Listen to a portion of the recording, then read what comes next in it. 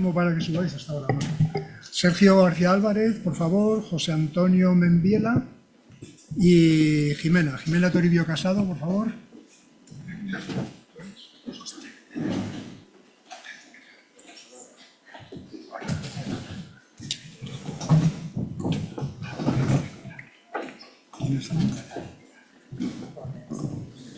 Eso lo decías, ¿no? Sí. Bueno, el objetivo de la mesa, ya veis cómo es la dinámica, digamos, de la jornada, en fin, dinámica, propiamente dicha. Mensajes cortos, pero suficiente como para ponernos, digamos, al borde de la calle de lo que ocurre, de quiénes sois, qué estáis promocionando, qué proyectos, dónde, ¿no? Entonces, quizás, bueno, es como media hora o poco más vamos a tener para esta mesa. 10 minutillos por cada uno, quizás en una primera ronda no agotéis todos los 10 minutos en contar vuestro libro, ¿no? Y así luego pues os puedo hacer alguna pregunta clave que consideréis más relevante para dar los principales mensajes, ¿no? Entonces, ¿por quién empezamos? ¿Empezamos por Sergio? Sergio, que estás allí al borde. Vale, muy bien. Venga, por favor. Pues ya que hablas del libro, pues voy a empezar con los dos primeros capítulos, ¿vale? Un prólogo y la introducción. Lo primero, pues, conocer qué es los proyectos que tiene Avalon, que son Puerto Serrano y Villamartín, ¿vale? Son proyectos que pertenecen a uno de los proyectos más estratégicos de la compañía, ¿vale? Que es el proyecto de Bahía de Cádiz y Algeciras, que es un valle, por lo tanto viene muy bien a esta sesión, y son 8 infraestructuras de generación de hidrógeno, un hidroducto propio, que desemboca en los barrios donde tenemos una planta de generación de amoníaco, ¿vale? Estamos hablando de instalaciones de autoconsumo, fotovoltaica hibridada, ¿vale? En 7 de los casos, y luego con eso tenemos una capacidad de entre 80.000 y 90.000 toneladas año de hidrógeno, ¿vale? Con un hidroducto que tiene capacidad de 130.000, y en una primera fase vamos a producir 400.000 toneladas de amoníaco. ¿Por qué en esa zona? Lógicamente, autoconsumo, la fotovoltaica es principal, pero también la estrategia que tiene y va a tener, ¿vale?, el puerto de Algeciras para movilizar y mover todos los derivados del hidrógeno. Pues la introducción también es un poco dónde nos hemos metido, la subasta, ¿vale? Nosotros no fuimos tan valientes como Marcos y el resto que fueron a la subasta piloto. Nosotros empezamos un poco con lecciones aprendidas, lo cual nos sirvió mucho, pero a mí sí que me importa recalcar algo que también comentaba Marcos, y es que la subasta del hidrógeno no todo es el dinero. Sí que es cierto que la visión que tiene es la de intentar cerrar ese gap entre el hidrógeno gris y el verde, pero la realidad es que no es viable.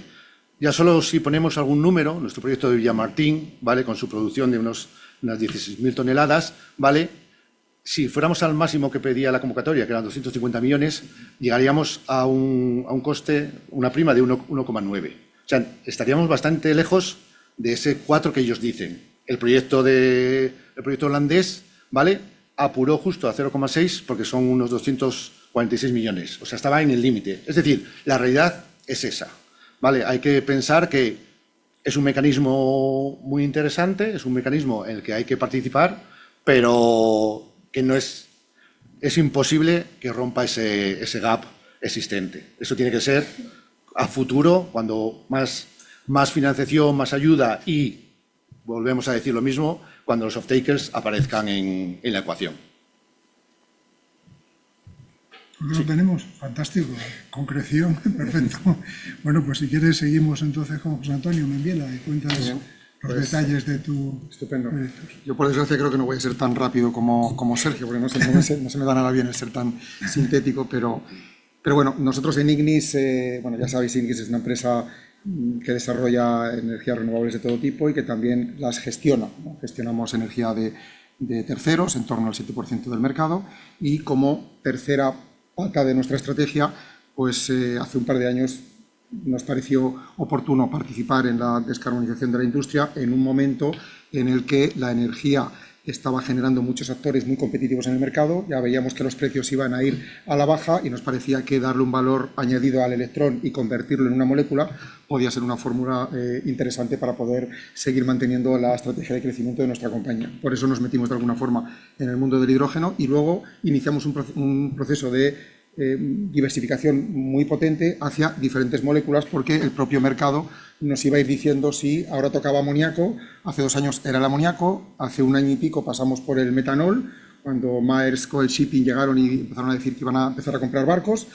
Hoy nos estamos viendo que quizá el SAF sea algo que tenga una realidad mucho más cortoplacista, porque hay una regulación europea que por primera vez ya marca unos objetivos y por lo tanto pues parece que el SAF va a tener un desarrollo, pero en todo caso la base de todo esto es el hidrógeno y por lo tanto nosotros nos centramos en desarrollar proyectos de hidrógeno a los cuales intentamos, para poder cumplir con estos criterios de precio que efectivamente el off-taker nos exige. Marcos hablaba de 3 euros, nosotros tenemos incluso casos de algún industrial que nos ha pedido 2,5, ¿no? Que es algo absolutamente imbatible, pero en todo caso, todo esto al final lo único que genera es un debate para intentar ver cómo podemos ayudar al industrial a que nos ayude a nosotros a desarrollar nuestros proyectos, ¿no? Y en ese sentido, yo considero que, con independencia de que en la producción del hidrógeno pues casi el 70% es energía y el otro 30% son los CAPEX, balance of plant y demás, pues tenemos que incidir mucho en cómo ser eficientes en el hidrógeno,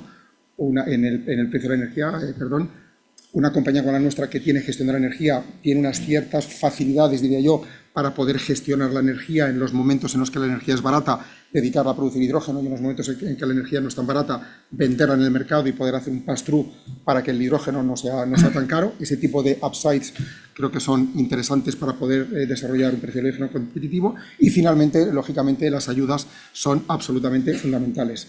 Y todo tipo de ayudas tienen que sumar. Es decir, la del Banco del Hidrógeno es interesante, pero no nos olvidemos que es una ayuda al OPEX, es una ayuda que va a venir durante 10 años. En un modelo financiero en el que tú a un off-taker le estás presentando un precio del hidrógeno lo más barato posible, cuanto más subsidies al CAPEX, más barato podrás tener el precio del hidrógeno. Por lo tanto, en nuestra opinión, el mix de ayudar al OPEX y ayudar al CAPEX es lo que debería realmente ocurrir desde el punto de vista de las administraciones públicas. Aquí hay alguna, con lo cual aprovecho ya para decirlo, no es suficiente ayudar al OPEX, no son suficientes las ayudas del Banco del Hidrógeno, son imprescindibles las ayudas al CAPEX y cuantas más y más complementarias, mejor. Marcos lo decía antes, algunos hemos tenido que renunciar a algunas ayudas, en este caso del Banco del Hidrógeno, ahora las explicaré brevemente, precisamente porque eran incompatibles con algunas ayudas del CAPEX. Es respetable, hay que respetar los procedimientos, pero nos parece que se deberían flexibilizar esas posturas y poder ayudar también a que este tipo de ayudas puedan convivir. Nosotros hace 6 meses no teníamos ninguna ayuda en ninguno de nuestros proyectos. En conversaciones con las administraciones públicas, regionales y estatales, se nos dijo que el aluvión de proyectos era tan brutal que para ellos era realmente difícil poder analizar qué proyectos de hidrógeno eran realmente sólidos, porque tenían que dedicarle el mismo tiempo a todos ellos, y eso es absolutamente normal, ¿no? Ellos no saben si el proyecto A o el proyecto B tiene más off-taker hasta que no lo analizan, con lo cual tienen que dedicar el mismo tiempo a todos. Pero sí nos dijeron una cosa importante, que es que aquellos proyectos que tuvieran ayudas, como esas ayudas venían de la propia administración pública, tendrían que priorizarlos y tendrían que tener una cierta prioridad para poder viabilizar esos proyectos. Entonces nosotros captamos el mensaje y nos pusimos a trabajar en obtener el máximo número de ayudas desde el máximo número de administraciones posibles.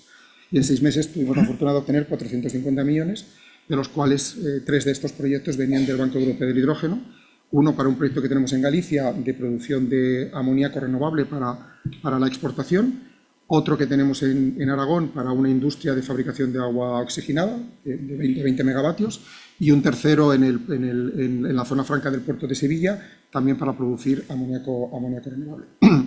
De estos 3, uno de ellos, el proyecto de Galicia, que recibió 100 millones de ayudas del Banco Europeo del Hidrógeno, hemos tenido que rechazarlo porque era incompatible con una ayuda que habíamos recibido 2 meses antes del programa de clústeres y valles, por 130 millones. Con lo cual, bueno, pues una pena para el propio CINEA, una pena para nosotros, porque evidentemente la suma de las 2 ayudas hubiese generado seguramente un mercado de off-takers de un día para otro. Como bien decía Marcos antes, y yo creo que lo habéis hablado a lo largo de esta mañana, todos hemos hablado con los off-takers, no están aquí, pero todos hemos hablado con ellos. Muchos de nosotros hemos conseguido lo que llamamos un term sheet o alguna carta de intención, pero ninguno de nosotros ha firmado un contrato con ellos todavía.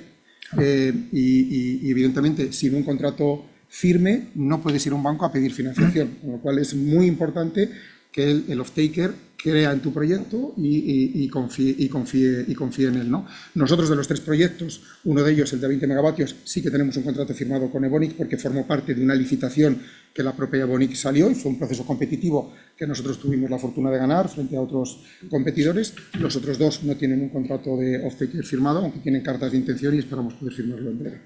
Bueno, luego si queréis hablamos un poco más en detalle, pero nos quedamos ahí. Sí, no, estupendo, muchas gracias. Bueno, pues nada, Jimena Toribio, el One Energy, Tordesillas, hidrógeno. Sí, yo por continuar un poco con la analogía del libro que ha comentado Sergio, si me permitís, digo 2 pinceladas del autor. Bien. El One Energy, la empresa a la que pertenezco, es una empresa destinada al desarrollo, construcción y operación de parques renovables, tanto en España como en otros 14 países, y desde hace aproximadamente 4 o 5 años vimos una oportunidad de negocio en el mundo del hidrógeno, que al final no deja de ser un nexo entre el sector oil and gas y el sector eléctrico, y una solución para aquellas industrias que no pueden electrificarse. En especial, bueno, tenemos distintos desarrollos a lo largo de la península, todos de menor escala de los que estoy escuchando hoy, aunque considero que todo lo que salga del laboratorio ya se puede considerar gran escala en el mundo del hidrógeno. En especial Tordesillas, que es nuestro proyecto más avanzado, es 15 megavatios, está situado en Valladolid.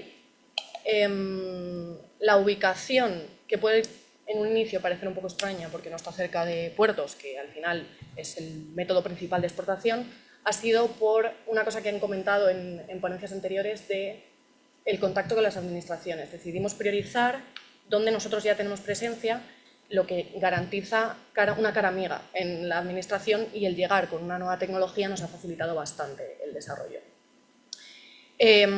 Yo creo que eso es un poco... Bueno, sí, me gustaría añadir una cosa más, que también, a diferencia de todos los proyectos que he estado escuchando, el nuestro no tiene parque dedicado, tenemos conexión a la red, y esto ha sido una decisión motivada por lo que comentaba Deloitte sobre las horas de funcionamiento del electrolizador. Al final, el factor de carga de la planta es un factor determinante para el LCOH y hemos decidido priorizar y disponer de la energía de los activos que el agua tiene por toda la península para poder maximizar este factor y así bajar el LCOH. Muy bien. Bueno, soy un poco mal educado porque, aunque lo tenéis en la agenda, pero no he presentado con sus cargos y tal, ni agradecido a los ponentes, entonces voy a decirlo ahora, en el intermedio. Ya sabéis que en el One Energy, Jimena Toribio pues, es desarrolladora de proyectos de hidrógeno. El grupo Ignis, pues José Antonio Membiela pues, es el CEO de Ignis Power2X, ¿vale? Y Sergio García Álvarez, dentro de Avalon, pues, que es responsable de financiación pública, ¿no? Si no me equivoco, ¿no? Bueno, una pregunta para los 5 o 7 minutillos que nos quedan. En principio, vamos a empezar ya, que has terminado tú, Jimena, por favor. Digamos, a la hora de introduciros en este nuevo mercado de los proyectos de hidrógeno, etcétera, ¿no? Y haber logrado ahora ya, digamos, está 0,48 euros kilo, ¿no? Es lo que habíais tenido. ¿El reto técnico principal al que habéis enfrentado, cuál ha sido, cómo lo habéis superado, en fin, cómo lo estáis abordando? Pues el desarrollo bajo mi no tan amplia experiencia, pero muy intensa, el desarrollo de este tipo de tecnologías, todo es un reto. Desde la localización, elegir la localización, el tipo de tecnología, todo. Sin embargo, gracias a pertenecer a una compañía con tantos activos renovables, nos hemos quitado, entre comillas, las complicaciones asociadas a buscar PPAs, precios de PPAs, las horas del electrolizador, y nos hemos podido centrar en otros aspectos que son igual de relevantes, como es el tema de los off-takers, y ya no encontrarlo, que eso ya es una odisea, sino adaptar tu planta y tramitar tu planta en función a las necesidades del off-taker. Que esto parece fácil hasta que te pones a ello, que no lo es, y al final entiendo que coincidimos en que no hay un solo off-taker para la planta, hay muchos, y la planta tiene que tener esa versatilidad para adaptarse a la calidad, a la presión y al caudal que requieren cada una de las industrias. Muy bien, estupendo, muchas gracias. A ver, José Antonio Membiela, Algunas de las cosas que tenía aquí apuntadas para preguntarte ya las has introducido, pero en cualquier caso, claro, habías comentado que a la hora de introduciros en el desarrollo, con vuestra experiencia previa, digamos, en energía, el desarrollo de proyectos de hidrógeno, claro, el obtener una ayuda del Banco Europeo del Hidrógeno, para vosotros lo importante no era la cuantía de la ayuda, ¿no?, sino realmente un poco el sello de decir, mira, lo que he logrado ante otros, ¿no? Entonces, ¿esto es así en general? Porque vosotros tenéis actuación en Galicia, en Sevilla, etcétera. ¿Habéis tenido, digamos, un enfoque o una respuesta distinta cuando llegáis con el sello de Cinea o cómo? Bueno, vamos a ver, como decía antes, las ayudas forman parte de buscar un LEOCH lo más bajo posible. Luego, la imagen de marca es importante, es decir, es un reflejo, lo comentaba antes creo que Marcos, es importante que los proyectos cuenten con ayudas. Estas pueden ser del CINEA, pueden ser del IDAE, pueden ser de los LIR, de la Ley de Incentivos Regionales, pero el tener una ayuda de alguna forma está metiendo en el equipo de desarrollo a la parte que te ha dado la ayuda, y eso de alguna forma también empuja a que el proyecto pueda ser más viable, ¿no? Pero luego yo creo que hay otro motivo importante, ¿no? Y es que al final estamos hablando de proyectos menores. Jimena lo decía, todos los proyectos son enormes. 15 megavatios nos suena a una cosa pequeña, pero es un reto absoluto. Nosotros pensamos que hacer 20 megavatios en Aragón o 200 en Sevilla y en Galicia, que es lo que vamos a hacer, es un reto importante en todos los casos, porque al final tienes que ponerte a ello y, bueno, la escala te ayuda a poder obtener precios mejores, pero los retos son similares para el pequeño y para el grande. Estas ayudas también nos sirven para poder, en los proyectos grandes especialmente, o los que tienen menos dedicación de autoconsumo, los proyectos grandes tienen que estar necesariamente conectados a la red de transporte, y esto es importante. Es decir, que el precio de la energía, que representa el 70% del precio del hidrógeno, tiene un componente importante que son los peajes y cargos a la red. Con lo cual, cuanto más conectes tu proyecto a la red de transporte y no a la red de distribución, más ajustado será tu precio de hidrógeno y, como consecuencia, el precio del metanol, del amoníaco verde o de lo que sea. Con lo cual, en nuestro caso, por lo menos, es absolutamente importante, número uno, que todos los proyectos estén conectados a la red, y número dos, que estén conectados a la red de transporte. Y esto lo ligo con las ayudas. Esas ayudas, en algunos casos, vienen de administraciones públicas, con lo cual, de alguna forma, también es una llamada de atención a la administración pública que te ha dado esa ayuda, con la que de alguna forma tienes que establecer un grupo de trabajo para que te ayude a obtener la conexión en aquellos casos donde no la tengas. Pues este es un poco el segundo mensaje que yo quería poner encima de la mesa. Creo que aquí el Ministerio y Red Eléctrica están haciendo una labor encomiable, muy difícil, porque tienen muchos proyectos que desarrollar, tremendamente complicada, pero al mismo tiempo tienen una obligación para con los proyectos. Estos proyectos son proyectos nuevos y, por lo tanto, necesitan conexiones nuevas. No se puede pretender que un proyecto de hidrógeno de los nuestros se vaya a conectar quitándole la conexión a una siderurgia o a otro proyecto industrial.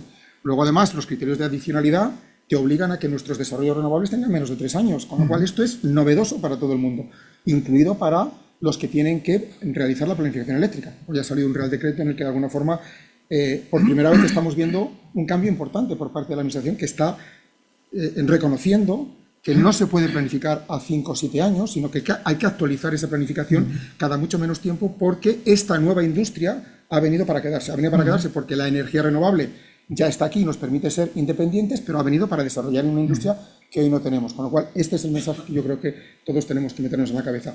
Colaborar con la Administración Pública y que la Administración Pública nos ayude a que nuestros proyectos se desarrollen, porque son proyectos serios y estas ayudas son una imagen de marca de eso. Para completar la complejidad de lo que estás diciendo, te ha faltado mencionar a la Comisión Nacional de Mercados y la Competencia, que también tiene algo que decir, pero bueno, estamos en ello, ¿no?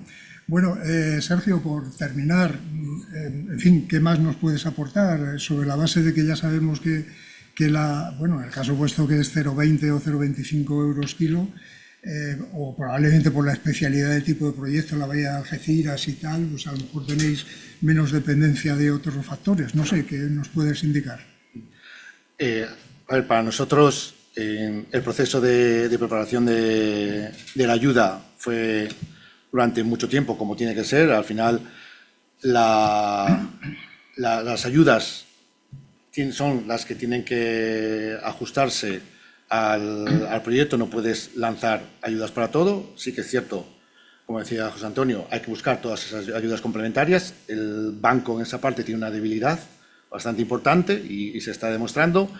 Entonces, al final nosotros vimos que lo que nos ofrecía esta segunda subasta, ¿vale? Lo decía antes, no era el dinero, sino era la capacidad de dar un paso adelante, la capacidad de tener una, entre comillas, auditoría externa del CINEA, porque aunque sean criterios pasa no pasa, son criterios muy exigentes.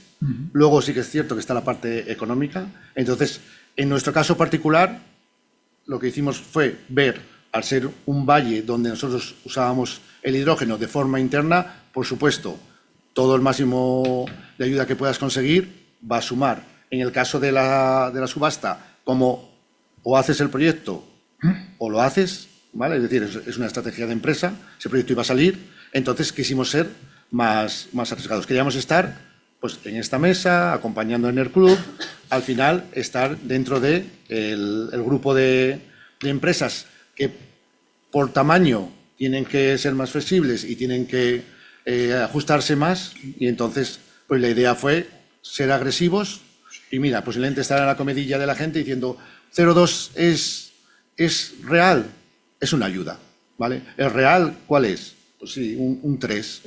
Sí puedo pedir, pero eso en ayudas no es real.